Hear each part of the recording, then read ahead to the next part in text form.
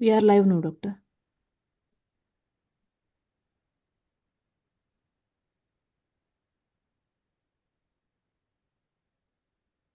Karthika?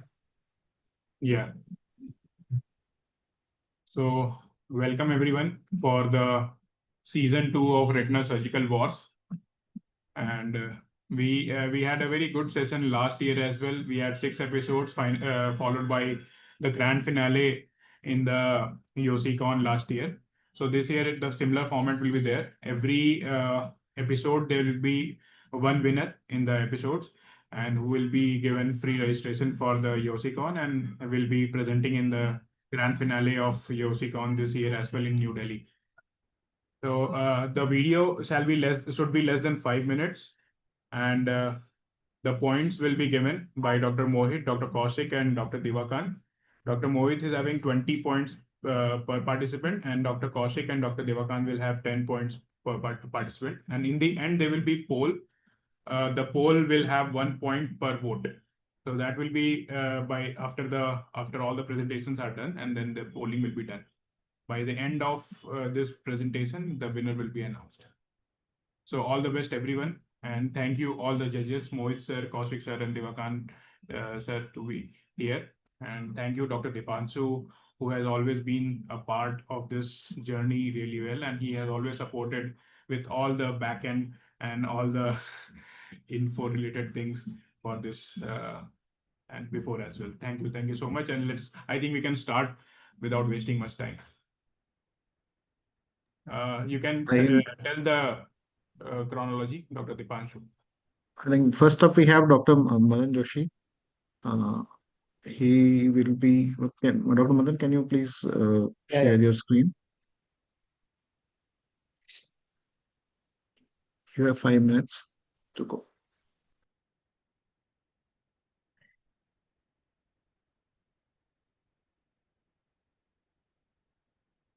Okay. Can you see my screen?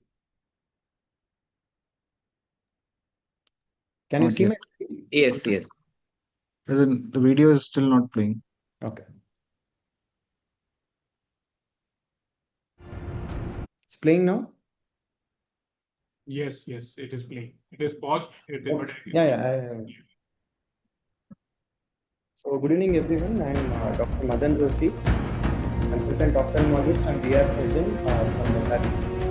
I'll be presenting the case of a 60-year-old female who came to us with a sudden drop in vision in right eye. So our kid was 180 by 110 and vision was counting to us close to face. On examination, there was pH, subhyaloid hemorrhage, and a large amount of subretinal secondary to ruptured retinal artery matrons. Initially, I was a bit hesitant because it was just 6 months post my fellowship. Later, I got a courage to do, and I went ahead with 25 gauge vitrectomy. This was the picture. So after 4 vitrectomy being done, IVT assisted PVT injection being done. So carefully so that again there is it was taken care of and using 40 gauge needle I tried treating whatever liquefied blood was, but it was not. So then I planned doing drainage retinectomy, and even with backwash it was not coming out whatever liquefied blood. Then I understood that blood clot was good. So I injected PHCl to support the blood clot from posteriorly. And even with the soft tip extrusion, it was not coming out. So then I got an idea of injecting the BSS using 40 gauge needle in the subretinal space. And the intention was to dislodge the clots from the subretinal space, from the walls of the retina. So then here you can see now the blood clot is mobile. So again with using extrusion cannula without doing much extension of whatever primary retinopathy I had made. So using controlled vacuum with soft tip, main intention was to remove the blood clot in total. I didn't want to become these. So after multiple attempts,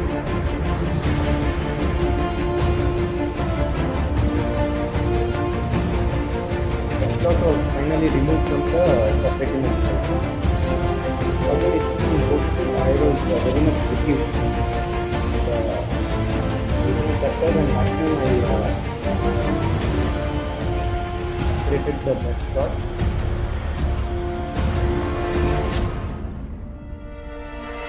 Here on again, the VH water phase was going, I cleared it off. Little bit, I intensive examination, reading was normal. So retinotomy sites were laser. Fluid air exchange was done. Some more with anterior edges of retinotomy sites. HS6 gas was think of photograph before and after.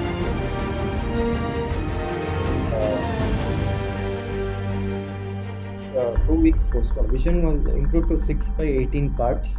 Patient was very happy. Thank you. Thank you so much. Great video, Dr. Madan. I had with this, I would like to open the discussion to the panel. I would invite comments from Dr. Mohit sir. Sir, what would you prefer doing in these cases? A single drainage retinotomy would you would prefer, or you would want to create like an opening slit or kind of thing in these cases to remove the clot? Yeah, I think great video, Dr. Madan. But I think what's important is if one decides to go down the vitrectomy route, and I think for your patient it was almost indicated, although the subretinal hemorrhage wasn't that big or thick, but because there was multi-layered hemorrhage, you had pre-retinal bleed and there was also subretinal. So I don't think you had the option of pneumatic displacement. So I think the choice for vitreous surgery was spot on. But once you make the choice for vitreous surgery, then you have to decide, of course, beforehand and also intra-op that you want to go down two routes. Either you want to go for displacement, which is we want to make the macula free of the blood, or you want to or you want to go down the route of evacuation. I'm guessing you began, and please correct me if I'm wrong, that you wanted to when you began, you just wanted displacement. But when that was not possible, you then looked at removing the blood clot. I would honestly have just displaced this blood. For three reasons, I'll tell you, because it was about 3.5, 4 disc diameters at max in its greatest dimension. It was covering the fovea and along the inferior arcade, and the thickness also didn't look to be more than about 2.5, 3 times the retinal thickness. So it wasn't like more than 500. All of those factors are. So I would have done the initial part of the surgery would have been similar to yours, but I would have displaced this with a 41 gauge needle, subretinal BSS. That's what I do. I don't do TPA. Subretinal air, partial fluid air exchange, SF6 gas in the vitreous cavity, propped up position, because gravity was your biggest friend here. Since this was already going inferior. So I don't think the evacuation was needed. Having said that, because this was a RAM, the outcome didn't, the outcome was good. Had the etiology not been secondary to a ruptured retinal arterial macroaneurysm, and had it been AMD/PCV, or then you would have actually denuded all of that RPE when you were getting that clot out, and oblique, or caused a much larger break because the retina would have been thinner on top, and would have had a bigger scar and poorer outcome. So I think you got away because it was RAM. But I would suggest that if you can just displace without evacuating, then that should be done. Okay. Thank you, sir. So any comments on direct laser to the RAM? I think I would have done direct laser to the RAM as well for this case. Would you do the laser to the RAM, or you will leave the RAM as such? I would, sir, actually, I that's what, even with laser, I don't think it would have been. Yeah, no. After removing all the things that like you did to laser to the retinotomy side, Yeah. would you have done direct laser to the RAM as well, Mohit sir? Yeah, so that's part two, and great question, Karthike. And for the longest time, the conventional teaching was that the RAMs are like a bullet. Once they're fired, then you only have empty kernel and they're not going to go again, which is untrue. You can Yeah. actually have partially thrombosed rams, and then they can go on to cause things later on as well. So what I would have done after, I wouldn't have laser intra-op. I would have let this settle. I would have done an angiogram post this, and Okay. then tried to look at if I want to laser or not, because I don't know whether the distal arteriole is going and feeding the fovea. Okay. So I wouldn't have lasered intra-op. It looked fairly well occluded, kind of walled off by itself. And for the most part, I'd say upwards of 80% of these are one shot.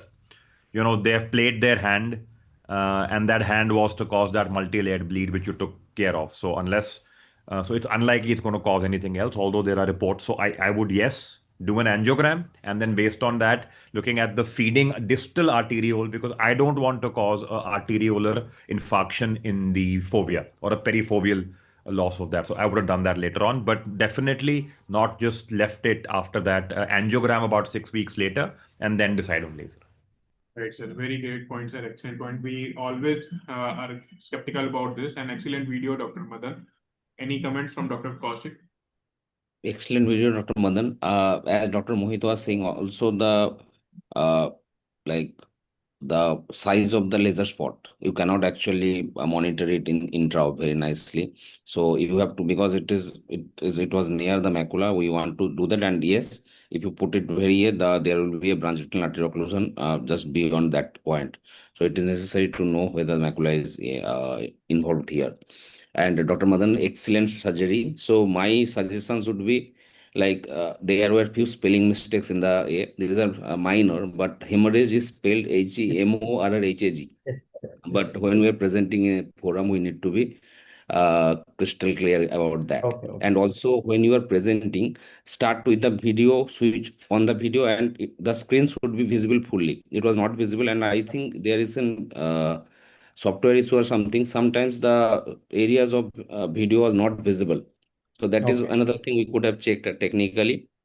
And yes, as Dr. Mohit told, the this thing, if you just liquefy the subretinal bleed, it will eventually go up. It is not necessary because sometimes it tears up. If you pull it, there will be a larger retinectomy kind of thing.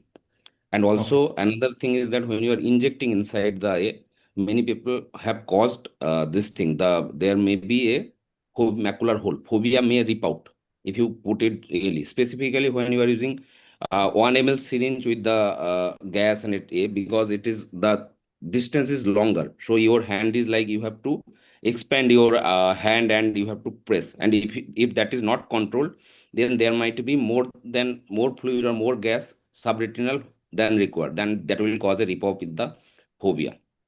But Okay. yes, and another thing which Dr. Mohit said, I agree to that totally. If it was PCV or bad CNBM bleed, it would have been a massacre. They If you have differ. pulled this, there the subretinal Right. bleed would have increased because these bleeds are like they are very adherent to the uh, s- underlying CNVM. So if you pull it because it was a pre-retinal or retinal arterial macroaneurysm, there was no adhesion in to the choroid. That's why you just went up clearly.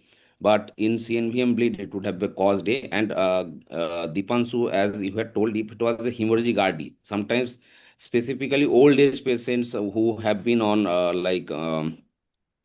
blood thinners and the peripheral exudative hemorrhagic chorioretinopathy. Such cases, they can have hemorrhagic RD, like RD with blood inside it. It is very typical, and the blood is not liquefied; it is clotted usually. So you might have to make a large retinectomy there, and then take out the blood. If it is it, but this case, I think it was not needed, and I would have also, as Dr. Mohit said, it would have been a like very simple subretinal injection and then just leave it with gas. It should have resolved spontaneously with time. And yes, after that there is a high chance of vitreous hemorrhage. You have to tell the patient that the vitreous might be there. There might be a bleed which will resolve, which usually resolves after 2 weeks Proper to position. 6 weeks. But you have to tell that, and I might need to go back again.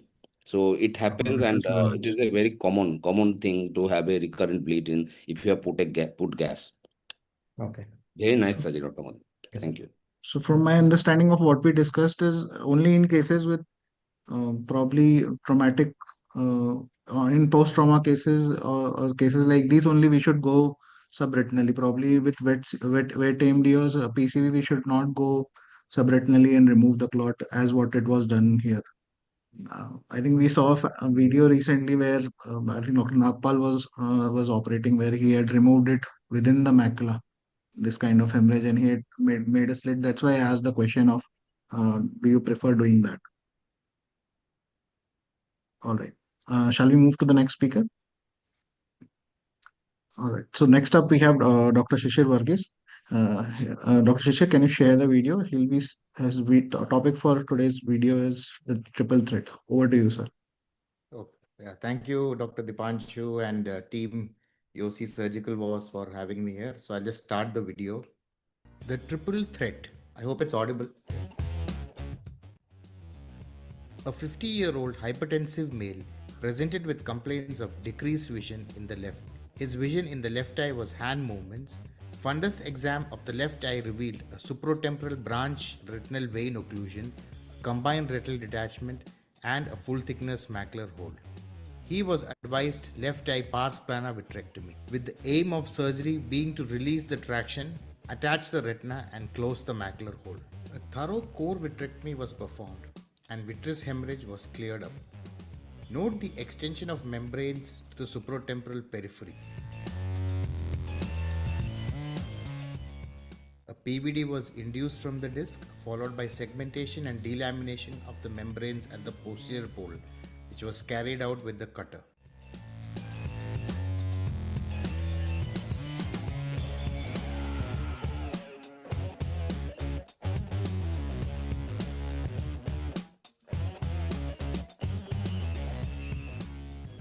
A superior PVD induction was completed till the edge of the membrane.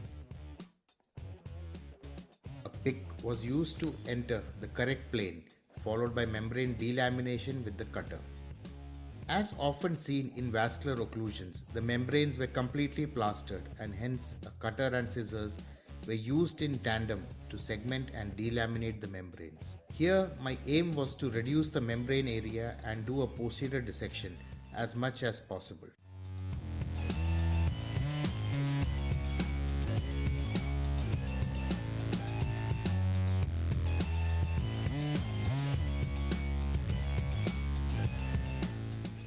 Once I knew I could not proceed with membrane dissection further, I drained the chronic viscous subretinal fluid from the macular hole.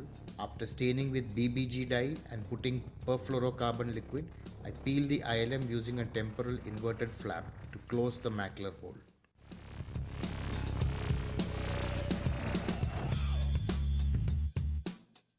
The ILM peel was extended till the membrane edge.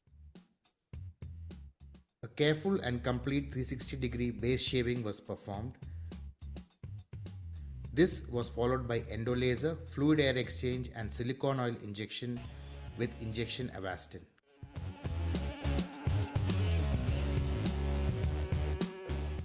One month post SOR, fundus examination revealed an attached retina and a closed macular hole with patient's vision improving to 636.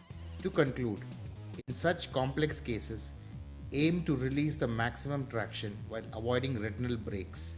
Sometimes less manipulation gives good outcomes. Yeah, thank you. I think that was the end of it. Thank you, Dr. Cecile. Excellent video. Thank you. Mohit, sir, your comments. Great surgery, Shishir. And I've always maintained, I think vasculitic TRD/CRDs and BRVO related TRDs/CRDs are some of the more challenging cases to go, going around. They're more challenging than diabetic wits, predominantly because it's generally mid-peripheral to peripheral retina, which is ischemic.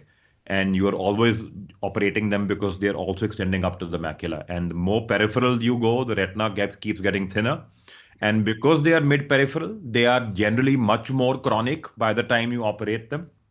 So the retina has had time to become even more ischemic. The membranes have had time to become even more fibrotic. So amongst the fibrovascular phase, they generally don't bleed too much because by the time you get to operating them, they are thin, they are translucent, they are sticky, the retina is ischemic, It's mid periphery of the eye, so the retina is also thinner to begin with. So all factors aren't great. So challenging surgeries, tough calls to take. I think very well done surgery. If it were another point I would say that lots of times phakic young people with vasculitic TRDs, and they can be ones which are actually extending a bit further. They'll actually begin where this ended and extend all the way up 28 to the equator. And sometimes just looking at them, you will feel preoperatively कि ये तो बड़ा आसान है, because posteriorly not much is going on. You can be rest assured those can be some of the toughest cases to do, and that is one indication. Vasculitic TRDs or CRDs similar to this, in which an encirclage is recommended, because you can never ever never, and I know, no matter who you are, remove that from the periphery, and you will either end up causing giant retinectomies, which in young eyes with clear lenses and peripheral dissections are a pain and impossible to do. So you will need, of course, not in this, but had this been, let's say, an inferotemporal BRVO, and had this been a much more extensive, kind of membrane going, I would also have suggested putting in an encirclage here. These are two indications in which I think encirclage is recommended for adult tractional detachments, which are non-diabetics. Yeah, I think great surgery, tough cases to do. I will sound this caution again to a lot of people. They can be confidence breaking for young surgeons once you begin and start and do these early on in your career, because these look simple. They are not simple. They are not your routine diabetic wits. So a great surgery and excellent outcome. Thank you. Kaushik sir, coming from. Excellent surgery, Yeah, Dr. thank you. Shishir, as always. So, as Dr. Mohit told, the membranes are very much strictly adherent, and they are diffuse. They are not focal. That is like an area of attachment. And because this was like a combined RD, macular hole was there. The retina is fluffy, it is fluttering, and if you pull those, they are very thin. It is very easy to get a break. So, in such cases, PB induction, which as you did nicely, we should not be very much aggressively try to induce PVD and go to the periphery that I'll remove all the vitreous there. It is not possible, and if you, because retina is fluttering and there is no support also, if you pull it, it will come out and eventually you will create a break. So yes, there is a macular break. We do not want another break, and we have already closed the macular break. So just peripheral saving as much as possible. It is not possible to induce the PVD, and what you did, I would have also done the same thing. And the putting oil was a very good decision, because sometimes these cases also rebleed, and if there is a bleeding and there is a break, then there will be extremely difficult PVR to treat. And such cases do have, specifically as Dr. Mohit told, if there was an inferotemporal BRVO and inferior break you have created, which you might not have noted previously, then it would have caused a very difficult scenario. But yes, a very nice surgery. Thank you. So, Mohit sir, opinion on early SOR for these patients? Yeah, well, I'm a firm believer of timely, SOR for most patients actually, unless of course, there are certain indications in which it is hypotony, single-eyed patients with CMV retinitis or RNRDs, or in which you might have used 5,000 centisok, this, that, and the other. But for all other, be it reg RDs, be it tractional RDs, be it combined RDs, if you're doing oil, I'm in the school of in the camp of getting this out between 2 and 3 months.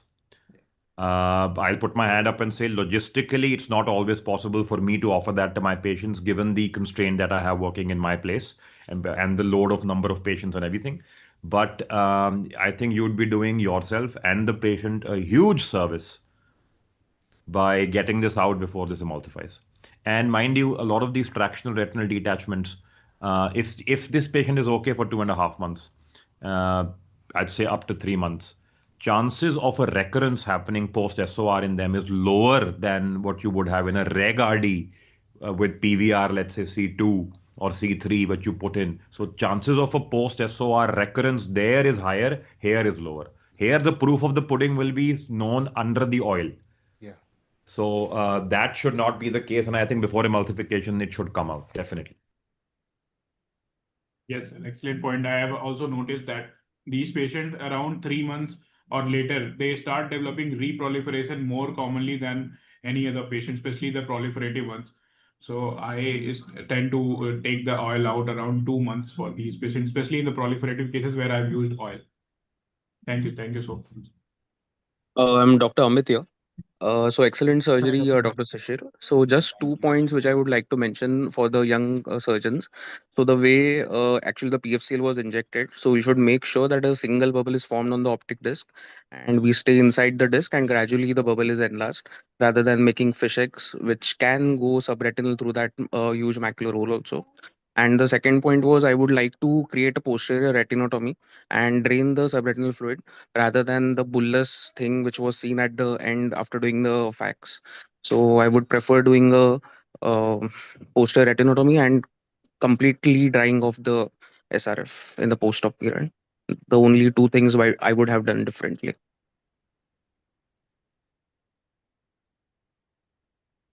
Great points, Dr. Amit. I think we have had a great discussion. We shall move to the third speaker for today. I would invite Dr. Kalyani Bhatt ma'am to share her screen and present the video. Topic is unfolding the phobia. Over to you, ma'am.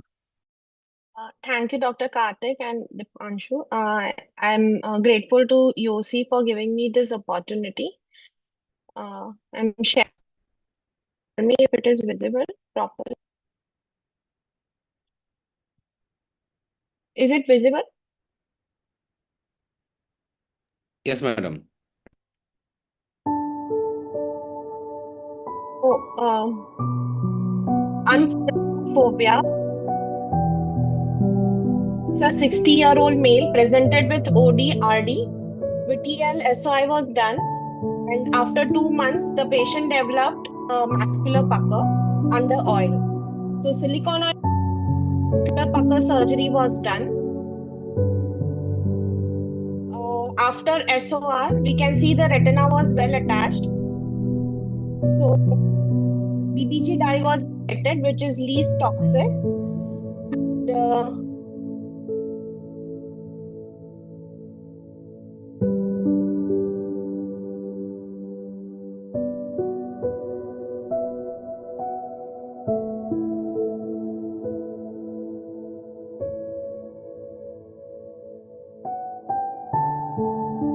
we can see the negative of the epiretinal membrane by injection of BBG dye over here. Here I have double peel technique where ILM peeling is done and ERM is peeled along with the ILM. Pinch and peel technique was and circling of ILM was done. So this technique will reduce the surgical time and both the membranes are peeled in a single go. It also reduces the mechanical trauma to the retina and changing of the instruments every time.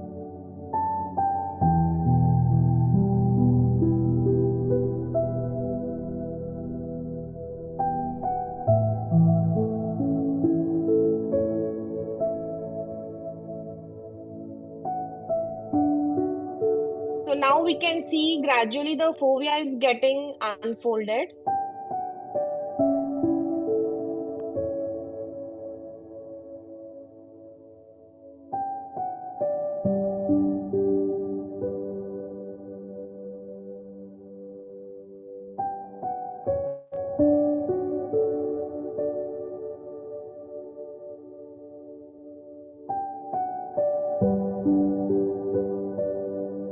So fovea is unfolding like a flower.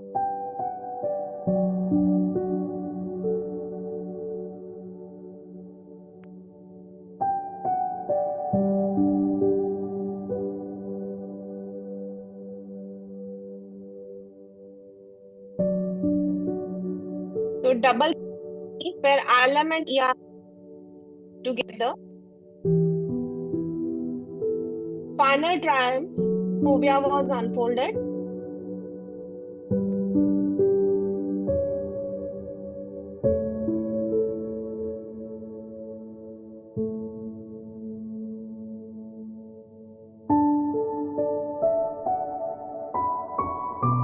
We could inject the dye again and see if there are any remnants of ILM.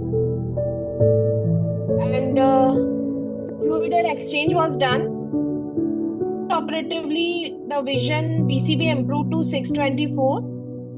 And after 3 to 6 months, it improved to 618, 612 parts with no recurrences of epiretinal membrane. This is the post-op fundus photo 1 month, post-op OCT 1 month. This is a pre-comparative scan. Thank you.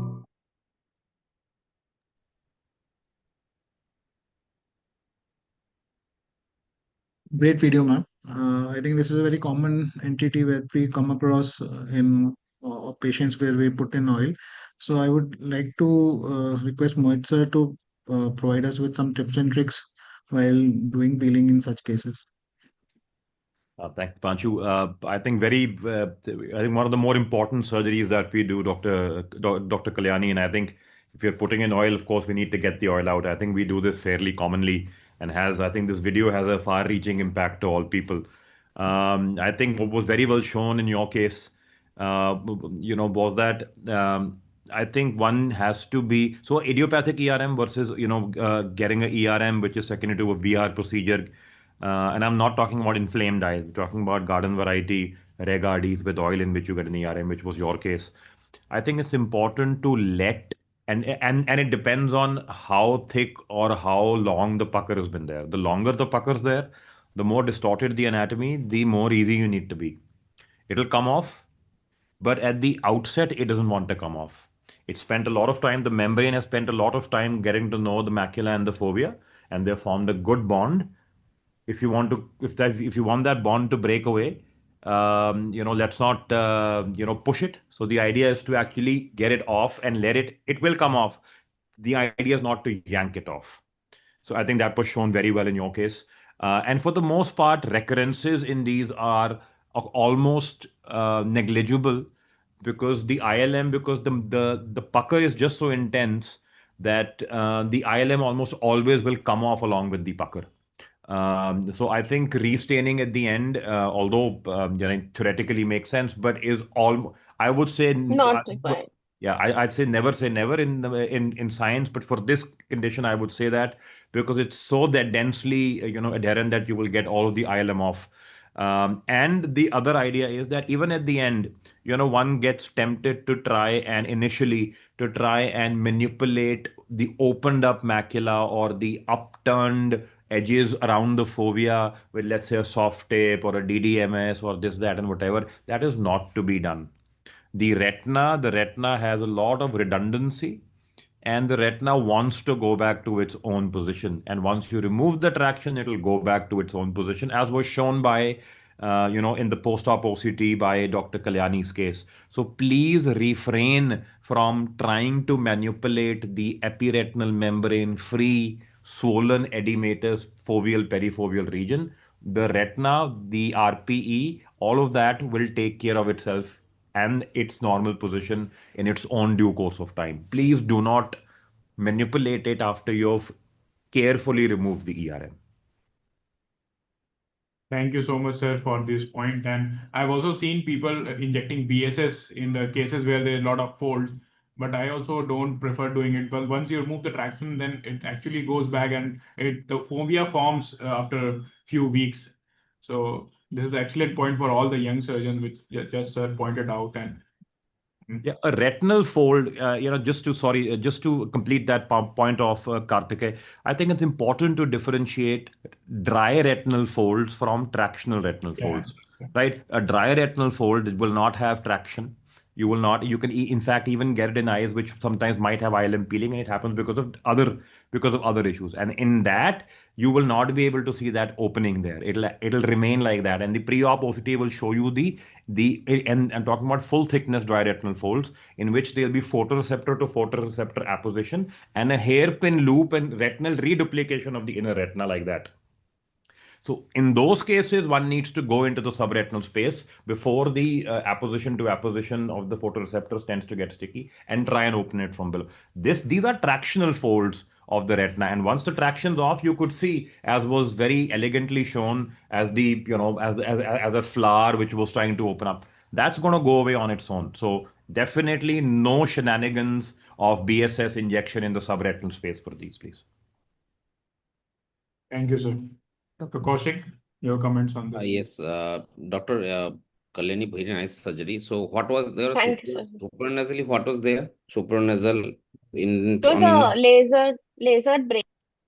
Okay, basically indentation obviously is necessary before removing the oil. And if there is an ERM, I would suggest that just put a tricor and see whether there is any PVD is not induced or not. Sometimes it happens the PVD is not there. So, but in SOR, the PVD will be very easy to remove. If the patient is obviously not very like young age, less than 20 or something. And sometimes these ERMs can be vascular and adherent to the fovea, specifically at the center of the fovea. So if you are Yes. pulling, as you gently did, you did very nicely, slowly and slowly with patience, just tease it off. And if at the fovea it is adherently attached, do not try to pull it off. Sometimes you Right. might have to just trim it, just trim and leave Right. it, whatever it will. So just as Dr. Mohit told, it is a long-standing disease and there are retinal folds, but eventually it will come because traction you have relieved, so it will come back to its position. Do not, if it is vascular, if you see that when you are pulling, there is a hemorrhage or hemorrhage happening, and it is very tightly plastered with the, do as much as possible, and if it is not possible, just trim it and leave it. Yes. Very nice. Recently I operated the case what you are saying. I had a very was totally adherent to the phobia. So I just trimmed it and Yes, that is a good idea because if you pull it, there will be a no, break, and it is a macular break. So you do yes. not know what to do. It is very difficult. So Yes, yes, better just yes, trim yes, it off and let it be. yes, yes. Thank you, Kaushik. So there is one question in the chat box. When to laser macular hole, especially in case of macular hole related RRD, with or without any other peripheral break? Mohit, sir. Never. And I see no exception to that. Never. If you're not, so if it's a highly myopic eye, if it's a big hole, if it's a re-op, and there's a mac hole, and that's the cause for your RD, which is rare in the primary event, but it can happen in secondary events. It can happen in myopes, and it can happen sometimes, rarely in IRD, kids. Then please plug the hole. Please try and put a flap in, and this, that, and the other. You do not laser the mac hole, no matter what.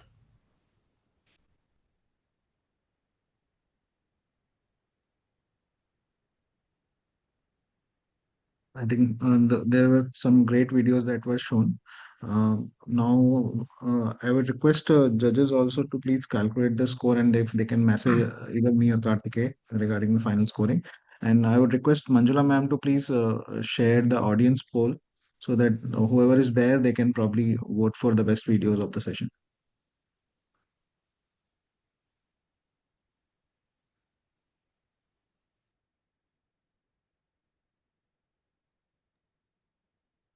One last point I wanted to make.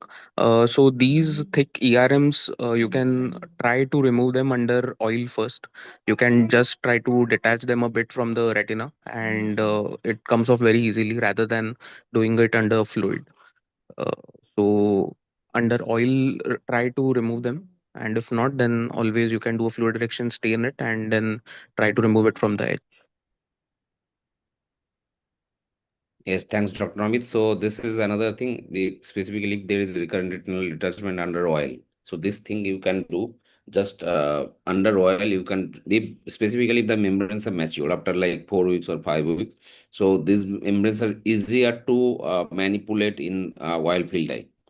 So after you remove, then you can do, and the because the oil is supporting that, their fluttering etc. is not there. So yes, that is another thing. Under oil, such ERMs can be also removed. And then you do the SOR.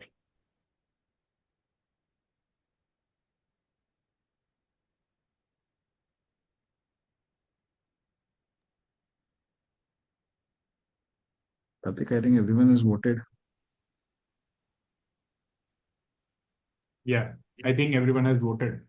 So we can start one Ending the poll now. We can probably announce the result later on after Ritika's the talk. intraventricular round. Yeah.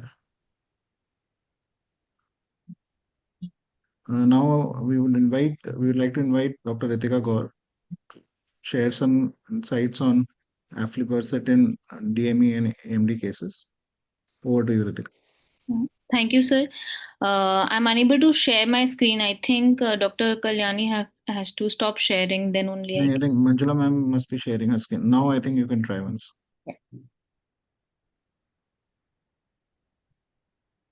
I have stopped my screen share. Yeah, we Is can my start. screen visible? Yes, yes. Yeah. So I would very briefly like to talk about aflibercept in wet ARMD and DME, just one case each. So something about the molecule, it is a dimeric glycoprotein consisting of the IgG domain 2 of human VEGF-R1 and IgG domain 3 of human VEGF-R2, which is joined to the FC portion of human IgG1.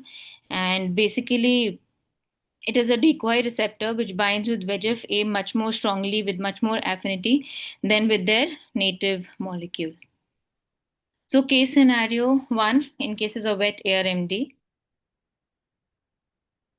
We had a 68-year-old male who was a retired government official, and he came to the OPD with blurring of vision in the left eye since 4 months. His best corrected visual acuity in the right eye was 6.6 and left eye was counting fingers close to face. Right eye showed almost compact fovea, and the left eye showed features of scarring CNVM. He was treatment naive. We can see multiple IRF, SRF reduplication of the basement membrane. But since he was treatment naive, I gave 2 doses of Eylea 4 weeks apart. However, there was not much improvement, and the CNVM had already scarred. So we explained GVP to the patient and asked him to do a routine screening for the left eye. In June 2021, the patient presented again now with a decrease in vision in the right eye. The vision was 612 with the near vision of N12. In the June of 2021, we can see there is a CNVM in the right eye also. There is minimal SRF subfoveally, and there are drusenoid PDs. So I injected aflibercept in June and gave a loading dose for June, July, and August. However, July and August there was complete resolution, but since he was one-eyed and I had to give loading doses, so I gave one in June, which was the first one, then in July, and then in August. And then I increased the interval to 12 weekly and called the patient again in November 2021, gave injection again, even when there was no activity as such seen on the OCT. Increased the interval again to a 16 weekly interval and injected Eylea in the April of 2022. Patient did very well in the year 22 and in the first half of 2023. Did not give any injection, called the patient 4 monthly, that's 16 weekly intervals. However, in the April 2024, the patient had a reactivation of CNVM. And the studies show us that 41% of the people can have reactivation in year 1 and 79% of patients have reactivation in year 2. However, in this case, I just gave one Eylea injection for the right eye, and the patient was fine. The SRF completely dried up. Patient did very well in the rest of 2024 and 2025. He came for regular checkups. But again, in 2026, he developed reactivation, which is the second reactivation in his 5-year disease. Again, I gave injection Eylea. The patient is yet to follow up with me, but he had 2 recurrences. Basically, after each recurrence, we just give 1 dose of Eylea, and the patient is fine for the next 1.5 years, and he's presenting with reactivation. So, although aflibercept should be given, according to most of the studies, should be given 16 weekly in a treat and extend dose, because 70 to 80% of the people can have reactivation till year 5. However, the real world scenario and whatever I try to do in my cases is treat aggressively with treat and extend in the first year. In the second year, coordinator, as and when required, we should call and treat the patient, because in Indian scenario, we can't keep giving every 16 weekly. And always I provide my patient with a home Amsler chart so that they can come whenever they have a distortion and and reactivation is there, and just give injection when the reactivation is there and increase the time interval. So this was one of the cases which really helped the patient in a treat and extend, not exactly treat and extend, but a mix of treatment regimen, and the patient is doing well. Coming to the next case scenario, in which aflibercept, I used aflibercept in one of the cases of diabetic macular edema. So we had a 54-year-old male who was businessman by occupation. He was diabetic since 3 years. However, it was controlled with treatment. But he presented with blurring of vision in the left eye since 1 month. His best corrected visual acuity was 6.6 in the right eye and 6.12 in the left eye. He had cortical spokes, so we decided to do cataract surgery, and we gave injection Ozuridex in January of 2025 because of these early diabetic macular edema, which were juxtafoveal, and a thin ERM membrane was there. So patient did fine for the next 6 weeks, but on a 3 monthly follow-up, he had a rebound inflammation and the DME had increased. I again injected Ozuridex. Patient in between, I called my patient at 6 weekly for a screening OCT. The macular edema had gone, but however, again after 3 months, it had increased. So the diabetic macular edema kept on increasing even when I was giving Ozuridex. So the patient was not satisfied. He always complained of floaters, which were actually, even I could see, there were 3 ghost implants floating in the vitreous. So I gave an option of ERM removal surgery and with an anti-VEGF, because I thought maybe it's because of the ERM that the inflammation is coming back and Ozurdex is not able to act. Patient was strictly against surgery and didn't want surgery. So I tried switching to other anti-VEGF. I gave Eylea to the patient in 2025 of September 2025 for these diabetic macular edema, and to my surprise, these small cysts had also gone by November. There was a parafoveal small DME, but that went up. That also went by this January 2026. So, and I know, and I didn't expect that Eylea would work, but it did, and the patient was very happy, and so was I. So these 2 cases are there, which have where Eylea has helped my patients, and they are both doing fine now. Thank you.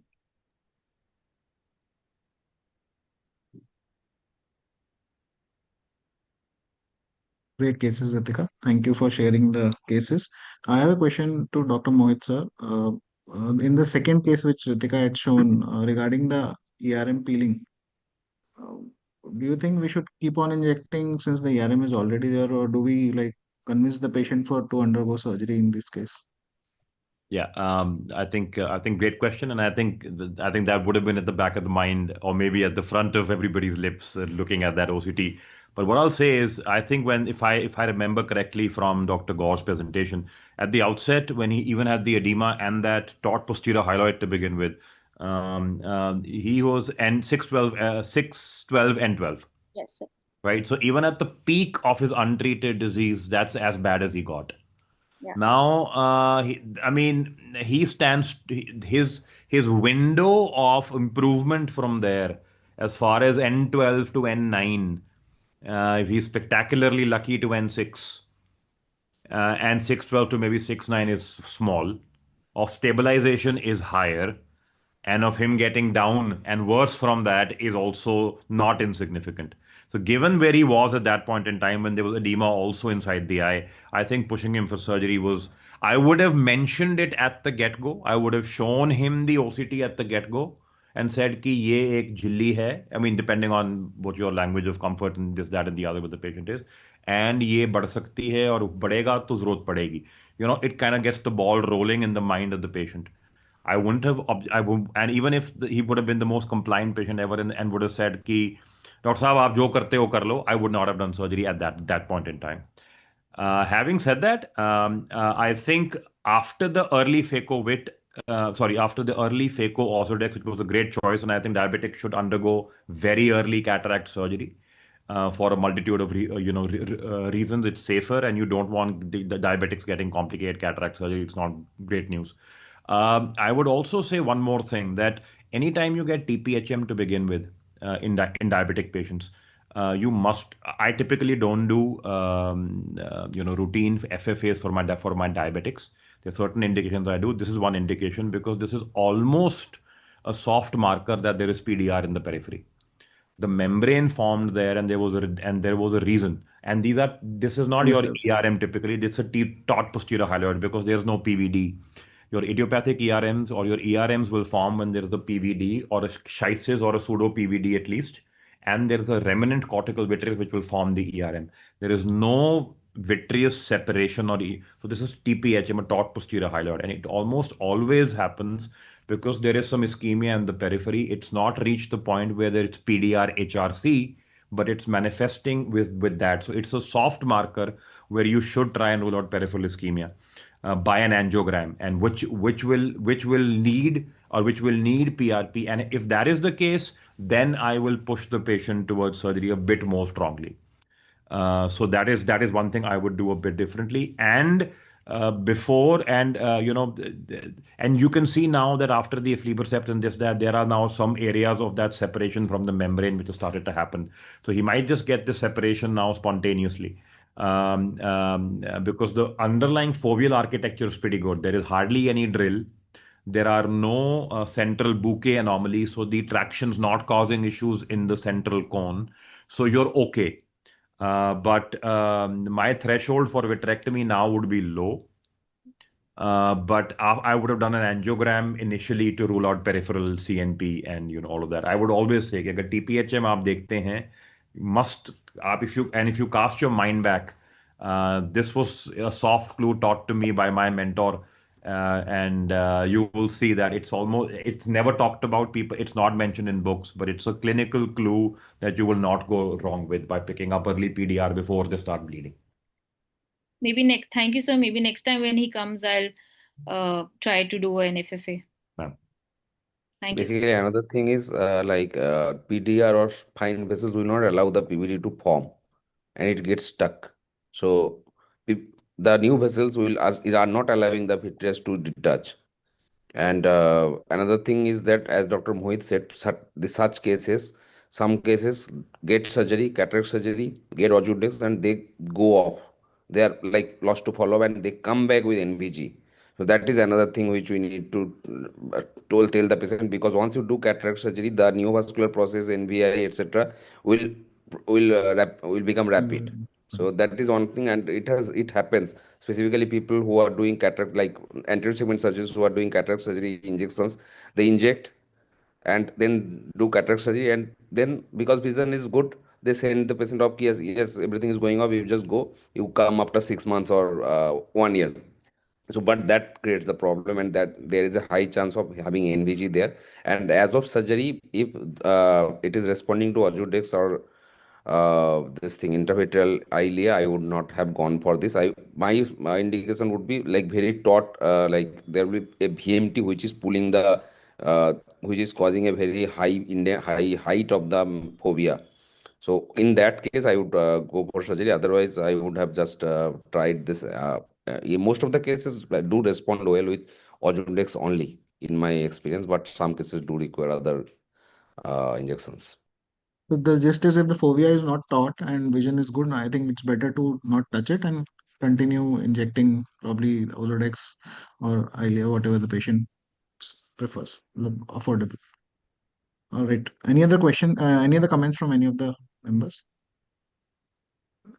I think we have come to the end of a great webinar. We have had a great session where we discussed at length all the videos. There were a lot of great points mentioned by both the panelists. At the end, we calculated scores for all the videos, both from audience poll as well as from the panelists. And I'm happy to announce that for today's session, the winner is Dr. Shishir Varkis. Congratulations, sir. Congratulations, Thank you, sir. Dr. Chandra. And as in, there was very minimal difference between Dr. Kalyani ma'am and Dr. Madan.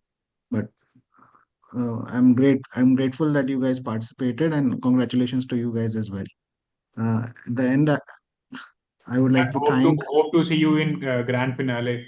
So Yeah, you have the second chance at that also. You can submit the videos then, and we have 15 to 20 participants for the grand finale. So it is always the chance that you can come as a wild card entry as well. And that is when going to will take it happen, Dr. Karthik? UC in YOSICon. at the YOSICon in July. So the biggest prizes are for this session only in the YOSICon. Last year as well. That is, he's trying to allure everyone regarding so that they can register for YOSICon. Thank you everyone for joining in. I would like to thank Mohit sir and Kaushik sir for giving us the valuable time and valuable inputs on all the cases. All the speakers, my dear friend Karthikeyan and to Ritika as well for speaking so wonderfully. We have come to the end of this session and we would like to conclude it. And I invite you all for the second session, which is going to take place on 25th of Feb. Do join in for the second session. It becomes interestingly as we go on. In the session, the last year also we saw that we had nearly 100 audiences in the Zoom meeting. So I would request all of you to join in whenever and wherever you can. Thank you so much. Thank Thanks, you. guys. Thanks, guys. Great work, everyone. Thank you, sir. And Thank you, sir. the entire team, you guys do all the heavy lifting, man. Keep up the good work. Thank you, sir, for encouragement. Thank you. Thanks, guys. Good night. Bye.